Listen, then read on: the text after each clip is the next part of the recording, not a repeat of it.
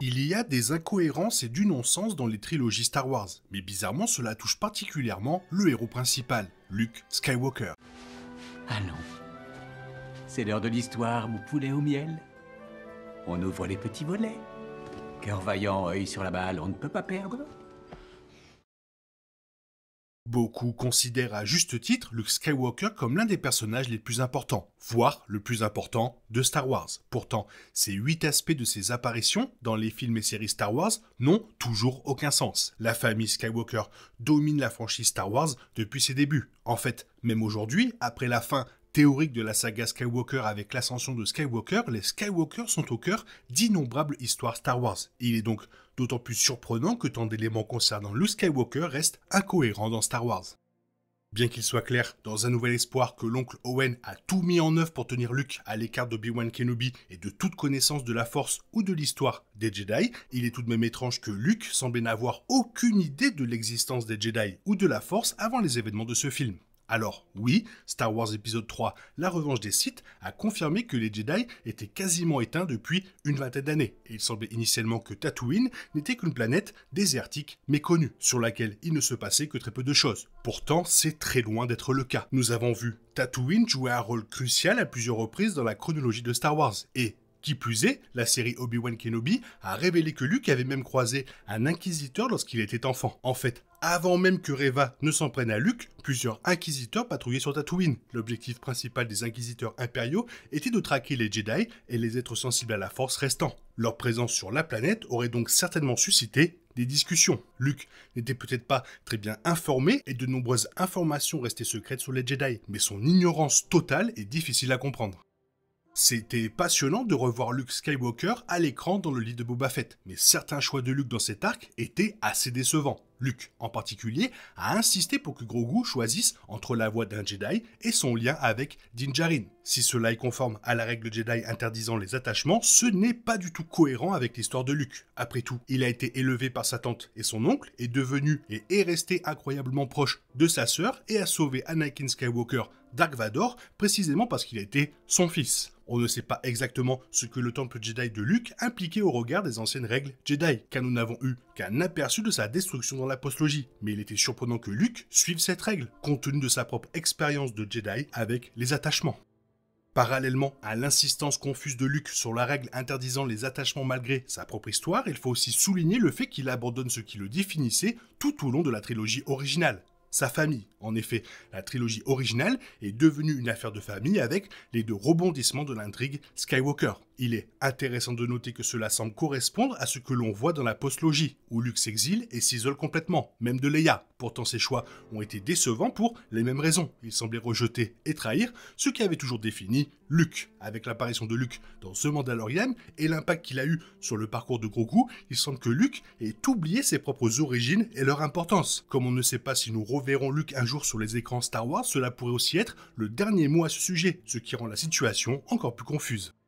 Comme mentionné précédemment, la postlogie, très controversée, a révélé que Luke s'était exilé sur la planète Ahch-To, suite à la chute de Ben Solo vers le côté obscur, dont il se sentait responsable, et à la destruction de son temple. Cela a suscité la controverse, en partie parce que cela semblait totalement contraire à l'espoir qu'il incarnait dans la trilogie originale. Toutefois, d'autres aspects de cet arc narratif pour Luke étaient incohérents. D'une part, il décrit les Jedi dans leur ensemble. Il dit assez explicitement qu'il ne croit plus aux Jedi et que les Jedi ont toujours eu une arrogance démesurée qu'il critique clairement. Ceci soulève une question clé. Si Luke était en exil et était si opposé aux Jedi, pourquoi aurait-il choisi le lieu même de naissance des Jedi? Non seulement cela le relie davantage aux Jedi avec lesquels il n'est théoriquement plus d'accord, mais aussi ce n'est pas exactement l'endroit le plus introuvable de la galaxie, comme le prétend Luke, compte tenu de son importance. Un Nouvel Espoir révèle la dévastation des familles adoptives de Luke Skywalker et de Leia Organa. Pour cette dernière, sa planète natale, Alderaan, a été détruite par l'étoile de la mort avec ses parents adoptifs, Bail et Breha Organa, toujours sur la planète. Quant à Luke, son oncle Owen et sa tante Beru ont été assassinés par des Stormtroopers. Luke retourne même à la ferme des Lars et découvre les corps de sa tante et de son oncle brûlés et éparpillés sur le sable et les débris. Malgré ces horreurs, Luke réagit très peu à la mort de ses parents adoptifs. En fait, il est bien plus dévasté, du moins visiblement, par la mort d'Obi-Wan Kenobi plus tard dans le film. Lorsqu'on découvre Un Nouvel Espoir pour la première fois, c'est un peu plus facile à accepter, car on ne voit pas grand-chose de leur relation. Toutefois, Obi-Wan Kenobi révèle à quel point Owen et Beru aiment Luke et le considèrent comme leur fils, ce qui ne fait qu'aggraver le fait que cela n'a aucun sens. L'un des événements les plus bouleversants de Star Wars fut peut-être la révélation que Luke et Leia étaient en réalité frères et sœurs, ce qui rendit leur baiser dans l'Empire contre-attaque particulièrement inconfortable. De ce fait, le retour du Jedi aggrava considérablement ce baiser en le révélant comme incestueux et en donnant à Luke une réplique affreuse. On pourrait penser qu'apprendre qu'ils étaient frères et sœurs et qu'ils avaient partagé un baiser provoquerait des conversations gênantes entre Luke et Leia et une détresse des deux côtés. Au contraire, ni Luke ni Leia n'abordent ce sujet à l'écran, et Luke va jusqu'à dire que, d'une certaine manière, il a toujours su. Cela rend le baiser encore plus catastrophique car cela implique que Luke pressentait que Leia était sa sœur et pourtant il a laissé l'embrasser avec un air remarquablement satisfait et suffisant après l'avoir fait dans l'Empire contre-attaque. À ce jour, cet aspect du personnage de Luke reste déconcertant et surtout laisse nous demander à quoi pensait George Lucas.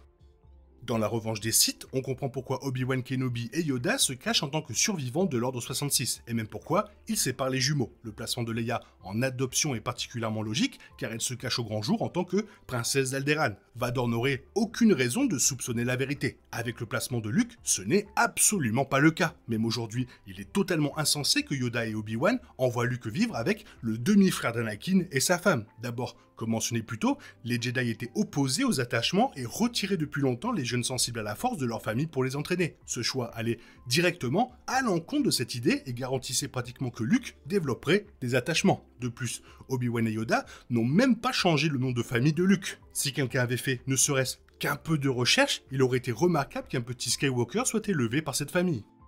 Enfin, le plus terrible, Luke opère un changement radical dans Un Nouvel Espoir. Il souhaitait initialement rejoindre l'Empire, mais il s'est rapidement consacré entièrement à la rébellion et est devenu l'un des combattants rebelles les plus importants. Dans Un Nouvel Espoir, Luke souhaitait rejoindre l'Académie, et même s'il ne mentionne pas explicitement l'Académie impériale, c'est très certainement ce qu'il a voulu dire. Pour Luke, il s'agissait probablement moins d'une prise de position politique que d'une tentative de fuir Tatooine, un endroit où il était clairement malheureux. De même, il est compréhensible que Luke se retourne ensuite contre l'Empire après la mort de Beru et Owen. Malgré tout, il s'agit d'un changement radical pour son personnage, et il n'est jamais vraiment abordé. On pourrait penser que cela constituerait une part importante de son histoire et mériterait donc une exploration à l'écran. Mais cela n'arrive jamais vraiment. C'est donc l'un des aspects les plus choquants de Luke Skywalker et certainement l'un des plus absurdes de Star Wars.